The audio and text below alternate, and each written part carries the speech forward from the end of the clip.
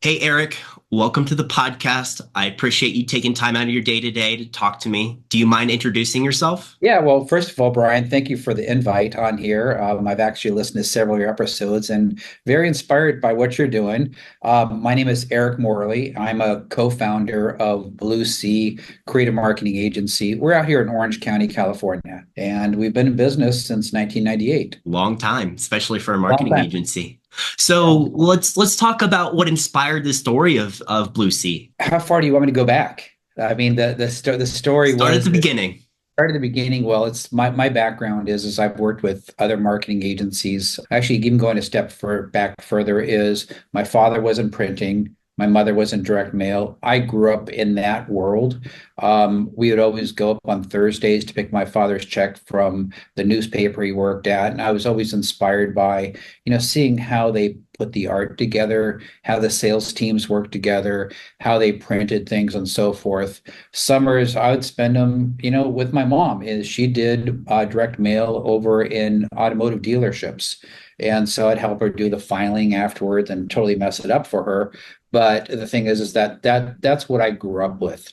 And in going to college is, I knew I needed to put my head down and focus on my swim lane. And my swim lane was very important is because it's so easy to get fragmented across different ways and you never get to that destination. So I said, one day I said, what am I going to do with my life? And I spent weeks and weeks and weeks. And I still remember that day. I said, I'm going to do this because I took an advertising class in junior college and I kind of liked it. Originally I was going to go into accounting. I took accounting 101 several times and I just didn't have the motivation for it.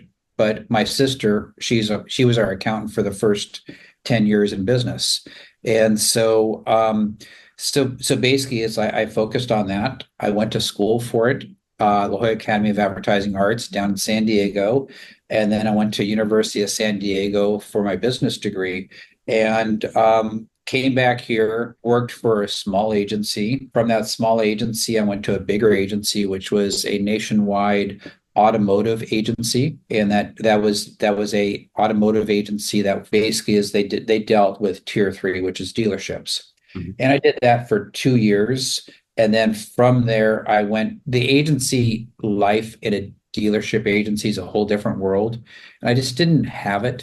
I just didn't truly get excited about it. And then I went to work for a healthcare agency. And the healthcare agency, I was actually there for 6 years. And back about the fourth year, it was strictly focusing on Medicare and it was focusing on a lot of lead gen, a lot of marketing initiatives and so forth.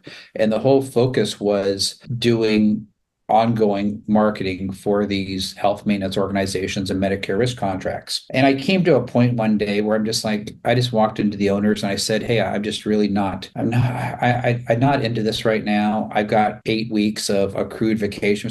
Because I never took vacation. Said I'd like to take 2 weeks off and just, figure out what I want to do. And they said, fine, no problem at all. And I did that. And then I started to really understand is I didn't like strict lead gen healthcare marketing, but I liked the branding and the marketing side of it. And so I went over to found the sports marketing side of it. And so we were actually working with major league sports entities and helping the companies become integrated, not just buying a logo in a place, but how do we get integrated in it? How do we utilize this particular asset across all channels to help influence the sales chain? So I really got really good at that. Unfortunately, the two owners had a spat after 7 years, and they decided to close the agency. I went to go work for another one of the owners, and the owner was highly creative, but he just could not run a business. And it just got to a point where financially it was not doing well. And so I left and I went on to work with one of my freelancers. And he's actually my business partner today. Jeff Bentley he's probably one of the most sought after creatives in the Western United States. He is extraordinary. Just to kind of show some of his background is he was selected by the Orange County Advertising Federation as Creative Director of the Year. So he's on the edge and he does like amazing work and he has an amazing team that he inspires below him. But so him and I started the agency. We started out of his living room and it's kind of funny. It's like he's a cat guy. And it's like I'd be sitting on the sofa trying to work and there'd be all these cats kind of cruising around. And that lasted for about 2 weeks. And I'm going, we got to get a space. So I had a friend of mine that had a large office down on the water, down on Balboa Peninsula. And he goes, yeah, you can use an office here, no problem at all. And so we moved in there, started the business there. And our first client was Absolute Vodka. And so we did the distributor promotions. And then from there, we picked up Fremont Street Experience in Las Vegas. And then we picked up Hyundai Motor America. And so at that point, we were expanding very, very quickly, very quickly. So from that space, we moved into Lido Peninsula and we were there 10 years. And then the Lido Peninsula went through a whole regeneration where they actually took it from where it was and made it a very prosperous area. And at this point is we just got to a point where the rent was just too exorbitant. And so we moved out of it to Costa Mesa behind John Wayne Airport. But through this time period, a lot has happened at Blue Sea, and we've been able to grow and expand and attract amazing talent and continue to become an agency and, work with our clients and really truly understand the next it and how to really build onto marketing. One of our whole initiatives is that we believe marketing is infinite. Marketing is not a finite business. It's not like you set it and leave it. And you actually have to be very, very fluid and you have to keep on working through the process on it. That's kind of been our journey here, been focusing on several core segments. Is we work with automotive aftermarket, power sports, motorsports. We work with commercial and residential. We work with healthcare. We work with food and beverage, and we work with franchise organizations. Those are our core businesses. That was kind of a long way around the bus, but it kind of, I'm kind of leaving a lot of the gore and the craziness that's happened throughout the years, but we continue to grow and we continue to expand. And it's all about the people here. So. Yeah, I think that you made some really good points in that, right? That marketing isn't a finite thing. It has to be evaluated regularly to make sure that you're having the impact that you thought you were going to have with whatever campaign or whatever, message or channel that you're trying to target. And I think that in itself takes quite a bit of work. You had mentioned the next it. Yeah. What do you think that is right now in the marketing space, or where do you think that that's going to go in the next 5 years? It's interesting you bring that up because one of my projects I do every year is the trends analysis for the upcoming year. And I'm trying to put that together. And there's several different aspects.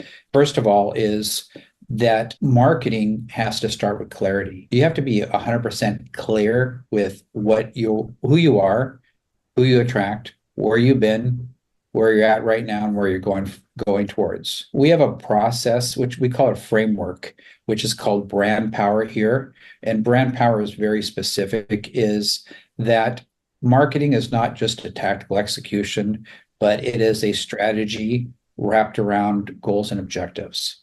And so our first part of it is brand clarity, very specific brand clarity, understanding the brand and documenting what the brand stands for and making sure we have complete alignment on each and every aspect of it, right from mission, vision, values, tonality, visual direction, verbal direction, what words we use, what words we don't use. Very important to create this playbook. And then from that, it's the marketing plan, really defining what that marketing plan is based upon the customers we want to reach. And very, very, very specific.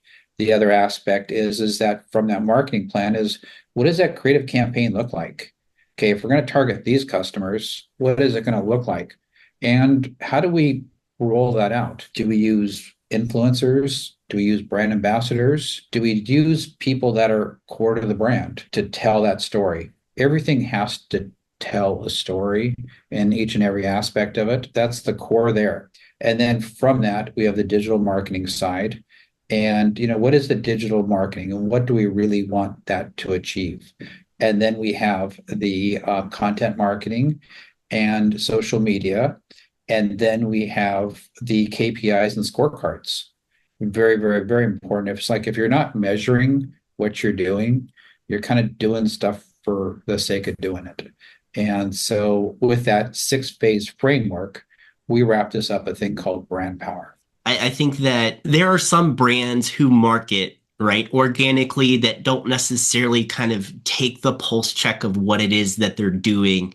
And I think they need to take a step back and really think about the data that they're trying to drive, the message that they're trying to drive, and making sure that the data is supporting their decision to move forward with that either that channel or that message or that marketing avenue. And if it doesn't, then they either need to pivot or go back to the drawing board and try something different. I think that data when it comes to marketing is such a strong component that can be and sometimes is overlooked by the people, not necessarily the marketers, because I think that they understand the value of it, but I think brands might overlook it and not necessarily weigh enough of that data towards their KPIs of what it is that they're looking to do. 100% agree.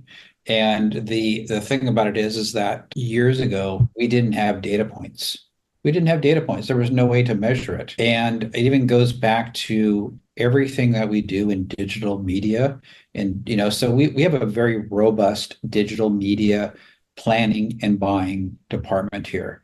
And so it's anything from mobile conquesting to anything like meta ads, anything like LinkedIn ads, to connected TV, to even Amazon or placing ads on Netflix where you can actually, through connected TV, where you can actually, people can order right on the spot. If you're going to spend X amount of money, you're going to get X amount of returns on it and so forth.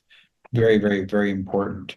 And the aspect is that we define the media and we also focus all the media is AI and machine learning. And so once we do go through the testing phase on it, there's a testing period on it where it actually takes all that data and it starts churning all that data together to figure out what is the thing that is affecting the impact on it. And so typically it's like when we place the media, we place the creative, is we'll do 5 different ads.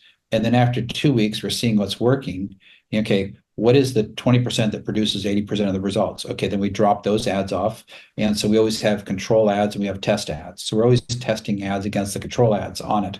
And then when we're finally getting that mix, then we're able to put more gas on the fire and buy more media and excel the process on it. And so through AI and machine learning is taking our media buying and media planning to the next level. You've been in business for 20 years and you'd mentioned early on not necessarily having accessible metrics, but now I think that there are maybe at some points too much data to be able to process effectively. So take me through kind of that shift in mindset for you in the organization over the last 20 years as the data has evolved, as the technology has evolved. How has your organization also evolved to support in these changing times? So we have a philosophy here is always be learning, always get outside your comfort zone, and always challenge what already is out there. We focus on always be learning, seeing what works, what doesn't work, not just being, I believe a marketing agency, if they stay in their comfort zone of just doing one tactic or 2 tactics and having their clients do it over and over and over, is you're going to get what happens. You're going to get the same result. Is that result in the positive or the negative on it? I know other agencies that all they do is they do mounds and mounds and mounds of direct mail, which is lead gen and so forth. I have one particular friend that owns a financial company, and I think they drop about 1 million pieces of mail a month and for a lead gen for their sales team. And I don't know about you, but me, when I get home, I grab the mail, the mailbox, and it can be the coolest direct mail piece. It can have $1 inside it. I'll just chuck it in the trash. For some reason, that doesn't do it for me anymore. There is a generation that direct mail still works for, but it's aging up. And no matter what that offer is, and we've tested direct mail with a lot of our franchise clients, it doesn't have the impact it once did. And so, the thing about it is, it's like, well, first of all, I always go back to is like, who we're marketing to is, okay, we're focusing on males and females 24 to 30 years old that do this, and this. Okay, how do we go through this process? And I'm just going to use a franchise example, say a food franchise is, okay, we want to focus on that market. So what we do is we pull an insights report. Say we're going to focus on 10 franchise food locations. We do an insight report from those locations, which we actually pinpoint that location, and we can go back 2 weeks or 4 weeks or 6 weeks or 8 weeks, and we can actually pull a report of all the people that went in there. And that report is triggered by the cell phone. And that cell phone will tell me all the data points of who those people are. And from that, I can actually drill down deeper in getting into audiences on it.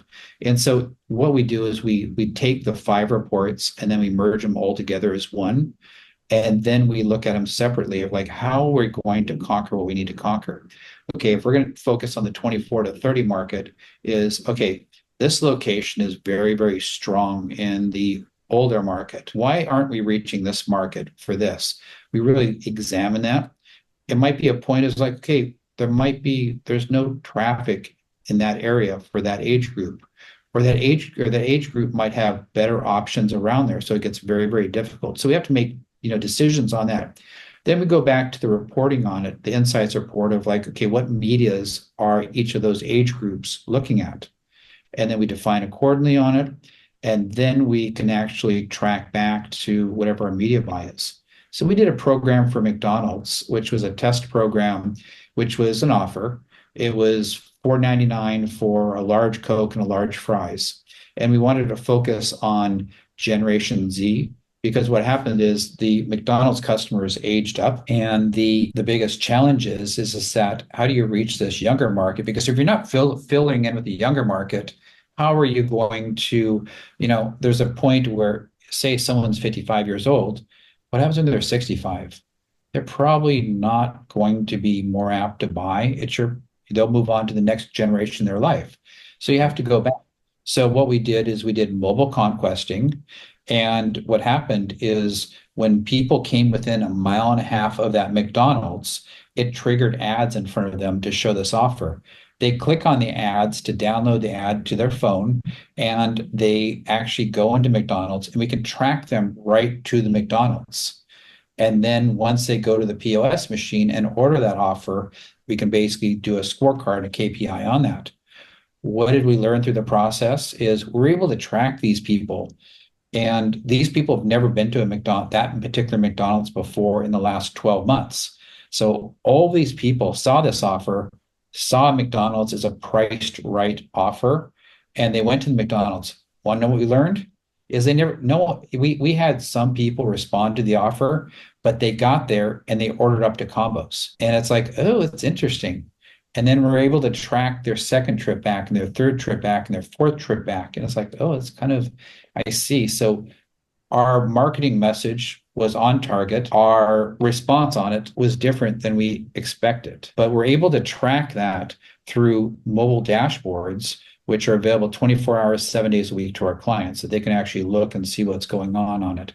And then we have like weekly meetings and status and to figure stuff out and why things work. You started in one area, say with direct mail pieces, where I would agree with you that there is a lot of ad money spent there without necessarily a lot of return on ad spend. I know that there are organizations now who are focused more on, like, if they're delivering a direct mail piece, they're also doing geofence targeting for you. Like, they're doing other additional touch points in addition to delivering that. So are you going back to just the direct mail piece? Do you think that media mix is more important to be able to target customers more effectively than just sending a mailer? This is actually a really good question, Brian. This is one of the struggles we have in marketing right now.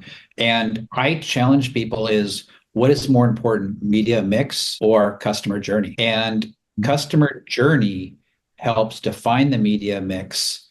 If you put the media mix in front of the customer journey, is you're just checking boxes per se. And the thing about it is that I truly believe is that take the time, and too many people don't take the time to think. Too many people take the time just to execute. And as a society, is we're built on executing because we're about getting things done and checking things off the list versus actually really sitting down and thinking things through. So I always draw out on a piece of paper the customer journey and what they do and how they go from point A. I start with the end in sight and work backwards on it. And what medias we hit and why the medias are so important on it is in how we retarget them and how we bring them into our funnel. And the key thing is like what part of the funnel we trying to achieve in the first place? Is it upper funnel where we're just creating awareness? Is it the middle of the funnel? Or is it the bottom of the funnel? Or is it loyalty? Where exactly do we stand on things? Super important. The thing about it is that if you don't go through that journey, and that big part of that journey is really, I always start as like, okay, we know where we want to go. We want them to do this. Okay, who is that customer? And let's really focus on that customer.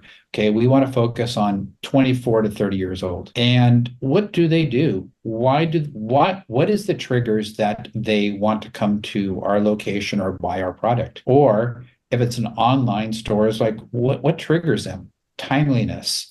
I'm a huge F1 fan. I think about marketing an F1 is the thing is that the best marketing machine ever. And I got targeted somehow through social media for ugly sweaters, F1 ugly sweaters.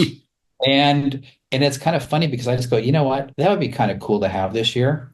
And it's pretty cool. So, I kind of got the whole Ferrari ugly sweater thing, and I just got triggered today from the company. Hey, it's on its way. You should have it in a few days. Here's a couple other things you can buy. That's like, wow, talking about marketing at its all-time high. And they are obviously an ancillary company off of F1, but they're utilizing that and they're targeting, and they know me specifically for it. And now what they're doing is they've already got me into the purchase on it. They got me from awareness. They got me to purchase. And now they're going to sell me more stuff. And the thing about it is that the email I got today, it's like, hey, here's a referral code that you can send to all of your friends, and you get 20% of whatever they buy as a credit. I'm going, oh, cool. Then I click on all their F1 stuff. And it's like, well, they got some really cool stuff. I mean, they have this amazing McLaren backpack that's pretty incredible. It's $290, but then it's just like I'm going, okay, well, they got me into a different mindset, and it's basically because going through that journey. And that's what I really look at is how do we, as a marketeer, analyze that journey versus just saying, okay, we're just going to place digital ads. Let's just focus on F1, right? Because all the cars have multiple sponsors on the car. Do you as a sponsor expect a return on ad spend through marketing on this car? Does Oracle expect a bump because Max is world champion, right? Mm-hmm. Does, from a local perspective, PAX 8, a growing Denver-based business here, sponsored Williams last year and the year before. Did they get a bump for having their logo on the nose of a Williams? And hopefully it didn't crash that day, but what is their expected return on ad spend when you're talking about putting your name and logo on a Formula One car? So we need to separate sponsorship marketing and sports marketing. Okay. Sponsorship marketing is like a team comes to you and they say, okay, we could put your name on our car. It's going to cost this, this, this. we're going to give you a couple tickets. You're going to get this. This is our package, and it's going to cost you this. Mhm. And a tactical marketeer will say yippee ki and do it. Then there's the integration. There's the people that really do sports marketing well. One of our clients is Monster Energy. Monster Energy obviously went from Mercedes and now they're at McLaren. And they still took Lewis as a personal sponsor and so forth. So they still have that. But the thing about it is that they're able to, there's all of the races. Who they really sell to? They sell to distributors because they got to get the distributors to sell to the retailers, and the retailers got to sell to their customers. So the logo on the car is to really service the consumer. That's just to get the coolness factor there. But what we need to do is we really need to get the distributors to buy more of our product, and we bring them to the events. They do the meet and greet. They have integration parties. And that's why it's like there's so much activity up to it, right from practice to Q1, Q2 to the final day, to even, the point of like when I always look at Austin when everyone kind of rodeos in and so forth into it, or Miami is where it's all in the Miami flavor on it. It's like that's another way to activate your brand in there. It's like, okay, well, you can run, I know Las Vegas is like, there's a consumer program is that, you sign up and you get a chance to go to the Las Vegas race and you get to go in the VIP, blah, blah, blah, and you get this, that, the other thing. Okay, that's how the manufacturer or the brand says to the retailer, it's like, hey, if you buy this, we will run this promotion to do pull through sales at it and get everyone excited on it and so forth. We have Supercross coming up for Monster Energy. It's like, okay, you know what? You bring a can in to the Supercross pits for Anaheim 1 and you get free entries into the pits. Okay, pretty cool. That's how that whole process works there. With that being said, is that marketing on an F1 team it's got to be multi-level based upon your objectives. We focus here on GHOST, which is goals, objectives, Mhm. strategy, tactics on it. But the other thing is really identifying who your customer is before you can actually define who you're marketing to. And it might be as like, okay, our overall goal is like increase sales, da da da da da da da. Now, what is our objectives? It's like, okay, we need a consumer drive, we need a distributor drive, we need a retailer drive, and then we do a high level halo on it. And how are we going to make our driver like bigger than life on it? So you kind of look at the smaller logo on it.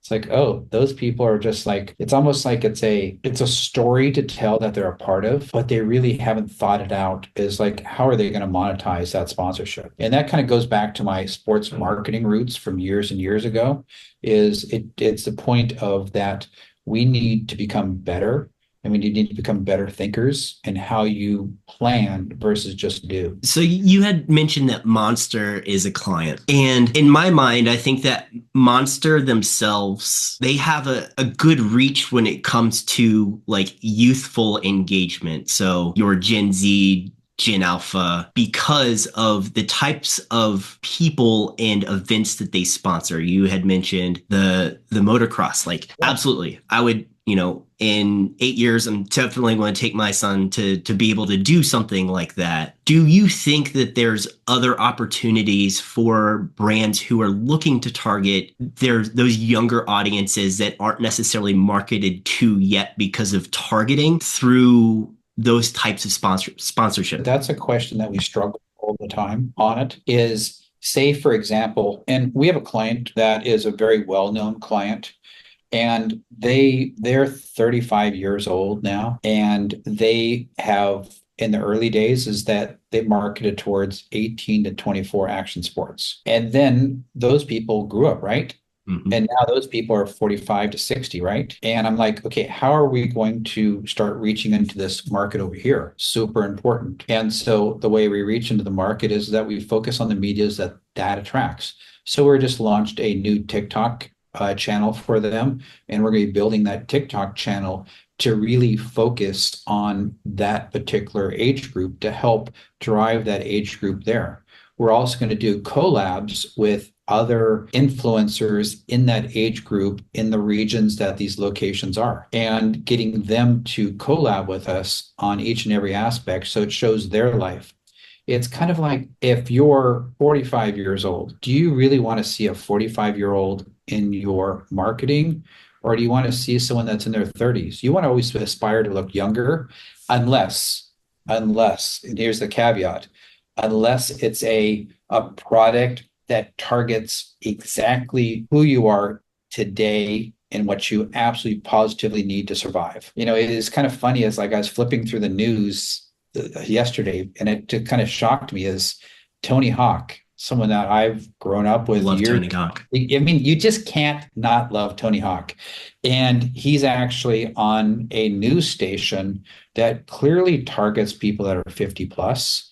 And he's talking about his Cosequin. and it's what's that? Cosequin. Rosequin, exactly. Yeah. Exactly. And it's like, I was like, wow, did he sell his soul or is he really specifically targeting the market to the market that needs his product right now in alignment to his age? It's funny because like I had this same conversation with my wife a couple of weeks ago. She's like, was that just Tony Hawk talking about joint supplements? Like, if you think about it, the guy's put some wear and tear on his joints. So yeah, he's a great person to be able to market it.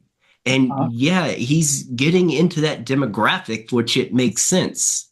I think the other thing is when you're looking at, I think financial institutions do this quite a bit. They use older people in their advertising to like promote aspirations like, oh, I'm going to retire soon. Oh, can we do this trip? And I think that they intentionally have an older audience or older cast in their advertisings to kind of be aspirational for people who are starting to get to that age. and it's even like, the guys that sell the gold coins on TV, I think it's Monex and stuff like that. I look at them, it's like, okay, you're about ready to die. You're like 80 years old. But then again, I'm not their target audience. And so one of the things that I make it a point of is that I always make it a point of seeing as much media as possible, always be learning, always be 100% learning in each and everything. Even events I go to, I'm actually very blessed to have three boys that they inspire me. They take me to like all the stuff they're doing and everything they're a part of. Like my younger boys, we spent last week going down the Baja 1000, which is basically Awesome. it's family and been a very strong point. The week before we pre-ran for the Baja 1000, so it's a whole experience there. Last weekend I'm with my older boy and he took me to this part of LA, which we learned all about the LA river bed and Frogtown and everything that's happening there. And it's like, wow, it's kind of interesting, really, really interesting. You learn from them. How is having, kids in the younger demographic help you as a marketer?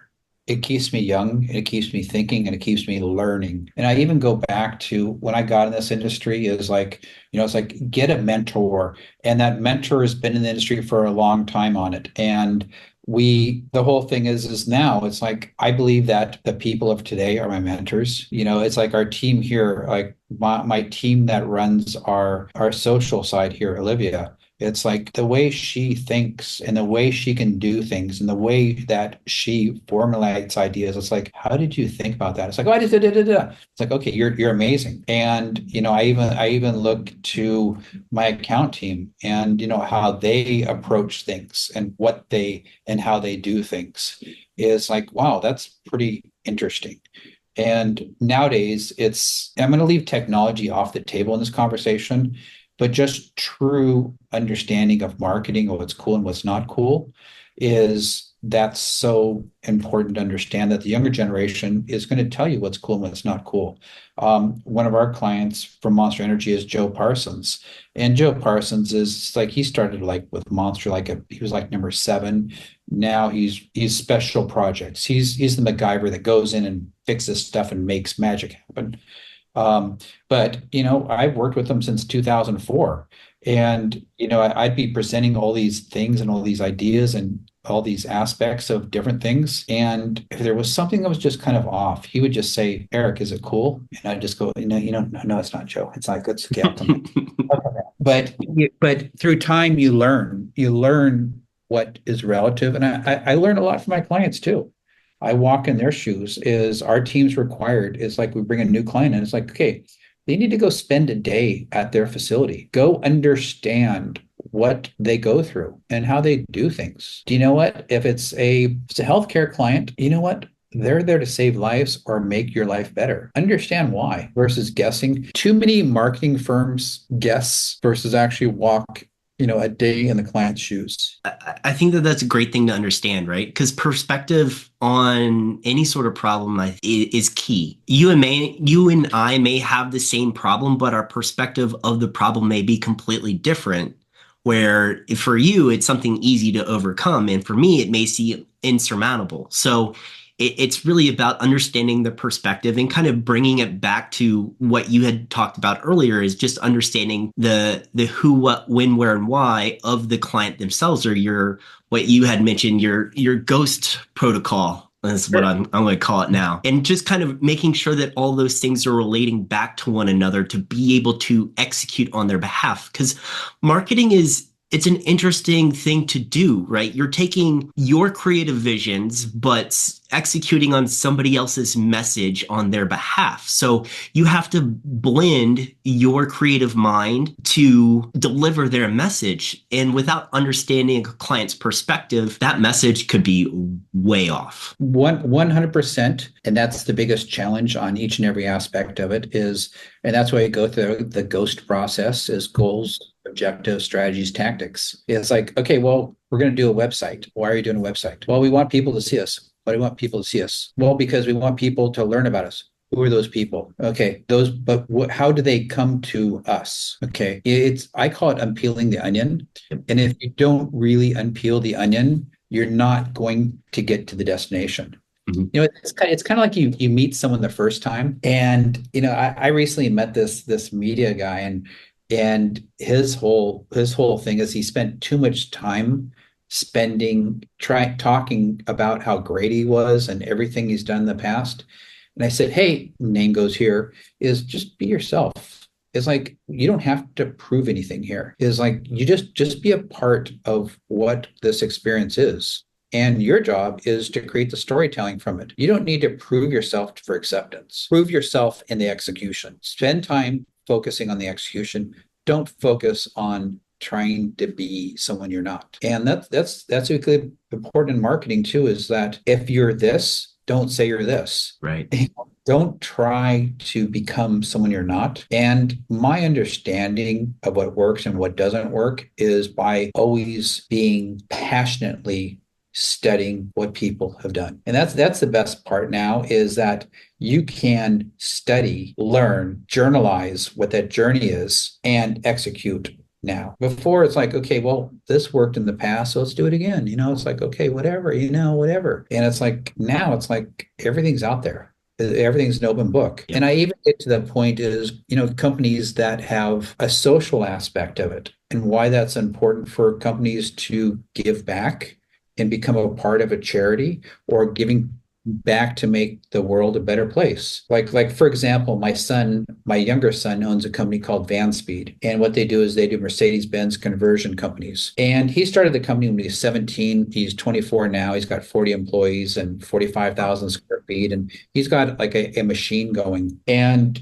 his whole thing is giving back to students to teach them, to encourage them, to inspire them to start their own business and really not feel like you need to fit into the status quo. So yesterday he spoke in front of 3,000 students. It's like, what were you and I doing at 24? I mean, it's like, you don't want to know that. But my point is that people nowadays, they need to give back and constantly put money back into the karma jar. Mhm. And that's equally important. Or companies need to be really involved in something that is unique, fresh, exciting, and something that they can passionately be a part of to help tell their story. They market a product here, but then you have this other company that's involved in this, and you're excited about what they're involved in. You have a passion for that. Which company are you actively want to spend your dollar with? So, speaking of things that you are passionate about, tell me more about the Distinguished Gentleman's Ride. Oh, okay. Glad you brought that up. That's before I start on that is Blue Sea has a part of our business. It's called Blue Sea Cares. And there's three aspects to it. And I learned this early in my career by Wing Lam from Wahoo's is that you always have to give back. If you're always taking, is first of all, it's not good for the soul. It actually makes your soul very dark, but you have amazing opportunities when you give back and you see different things. And so Blue Sea started this. So Blue Sea Gives Back it's called Blue Sea Cares. So it's caring for our community, being a part of our community which we serve, being a part in doing different things, caring for those in need, being a part of organizations that will help support those in need, and caring for the next generation through mentorship. And so those are our three pillars on the whole thing. The Distinguished Gentleman's Ride was something that I started in Orange County with a couple other people 10 years ago. We started it. And so for those that don't know, they can go to gentlemansride.com, and it's a worldwide motorcycle ride, a vintage motorcycle ride. It was inspired by the TV show Mad Men, where it was focused on the idea of dressing up in a suit, looking good, getting on a motorcycle, and creating that freedom. And so the aspect of it is that it supports Movember. Distinguished Gentleman's Ride is for men and women. I would say about 20% of the riders that we have are women.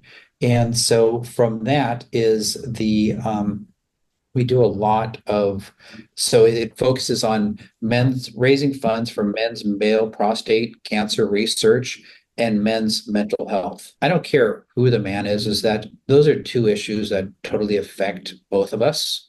And, on the mental health is, yeah, we have ups and downs, and this helps support that.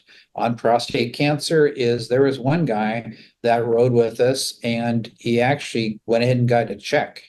And he was actually at stage 1 or stage 2 prostate cancer. And he just didn't feel anything. And because he did the ride, it's like he did it and he got taken care of. And he's like 100% zero now. And so this is basically something it's 750 rides worldwide. So you'll have everything from Ireland to Australia to Brazil to Iceland to Canada to Mexico and then basically it's on the same day. So if you really look at the feed on it, which is, Gentleman's Ride, hashtag Gentleman's Ride, everyone's posting from all different countries. So you're seeing Rome, you're seeing, gosh, you name it, worldwide, 750 on the same day. So it's a ride. And then you start at a destination, which this is our 10th year. It's like, I want to go big this year. And then you do the ride, and then you end up at a destination, you celebrate. And the key thing is it's like you meet great friends through the whole thing, and you meet other riders and so forth. And it's a great experience, and it's something that's core to what Blue Sea has supported year after year after year. On our side is that we support the ride, we manage the ride, we provide creative services for the ride, our staff donates their time for the ride, we do the content development for it, and all of that is uploaded. And then all of a sudden it's like, we get a lot of exposure for it, we raise a lot of money for a great cause, and you have a great day on it. That's what's exciting for me. And I definitely, you as a motorcycle rider, it's like I would hope you take this as an invitation to sign up for this year's, which is May 19th, or excuse me, May 18th, excuse me. I am super intrigued. I definitely want to see if there's something that's a little bit more local to me than Orange County. But I mean, But knowing there, that it's your 10th year, that it might be worth the trip. you know what? If you want to do it, you fly out here. There's places where you can rent bikes on the day and so forth. But in your area you're in Denver, Colorado, right? Hmm. So there's a Denver, Colorado ride too. Cool. I, I think they have over 200 riders for that one.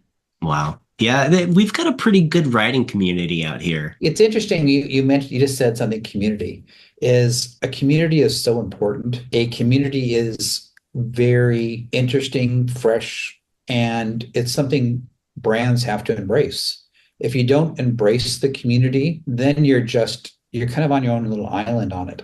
And it's like, how do you become more about the community versus just being able to take from the community? And it was interesting. I forget who said this recently. It's not about you. You have to give to the community before you can take from the community. And brands have to, they can't just expect to put a shingle up and expect people coming in. They have to market themselves out there in order to bring people in. And that is so highly important. So Yeah, working with organizations who've been involved, or they say that they're involved with their community, but then they don't necessarily market it well. So I think that you probably find this with some of your clients who, like your automotive clients, they have local dealerships who spend time doing work in the community. And then there's not like, there may be a blog post about it. There's nothing really that touts that they're out there on a weekly or monthly basis doing these things to help their community, that they're giving back. And in my mind, right, and I think younger generations' minds, being involved with that community, showing that you care, that you are present, that you're doing something, that you're proactive, is going to help drive bodies through your door versus going somewhere else. exactly. And I'm a huge proponent is business is not done in four walls. I think digitally it can be now. I know a lot of people have been highly successful in, selling their products digitally, but when you're as a brick and mortar company is and something that is, very personal, is business is done out there. I mean, it's funny. It's like I've had so many new clients come on board just from our work at Distinguished Gentleman's Ride. And I've had met a lot of great friends through that too. So So be involved with your community. All right. So, Eric, we've had a great conversation so far. We've come to the end of the podcast. This is where I give you 90 seconds to plug anything that you're passionate about. This could be Distinguished Gentleman's Ride. This could be Blue Sea. So, without further ado, 90 seconds. The floor is yours. so well, thank you so much, Brian. Appreciate that. I always say it's like it's not about Blue Sea, it's about our clients. And our clients are the ones that are the heroes in each and every aspect. We're there to support and serve them on it. And if you have any interest in Blue Sea, you can go to blueseausa.com. You can kind of see some of our work. For Distinguished Gentleman's Ride, it's gentlemansride.com. You can actually there's Discovery Channel came out and filmed us, did a 45-minute episode a couple years back, and it's actually still up on YouTube on it. And you can kind of learn about that. The other aspect is that other charities giving back is a big thing we're part of, is California Love Drop, where it started in the beginning of the pandemic, where we brought food to first line responders. Goes back to our Blue Sea initiative of Blue Sea Cares, of giving back to the community. So we've actually delivered close to 1,000 different deliveries, probably served over 120,000 meals, and it's something that all of our partners are a part of. I co-founded it with Wing Lam from Wahoo's, and it's very a big part of Blue Sea and what we're about and so forth. So it's integrating of that. So you can go to californialovedrop.org and learn more about that. So I think my 90 seconds is up, but I appreciate the chatter back and forth. And in my opinion is that having these conversations are the most important things. Is you can read and listen and so forth, but everything starts with a conversation. Absolutely. Eric, it's been a pleasure talking to you today. I know that we went off on many different directions, but it just gave for really engaging conversation. So I appreciate that. No worries, Brian. Always a pleasure chatting with you.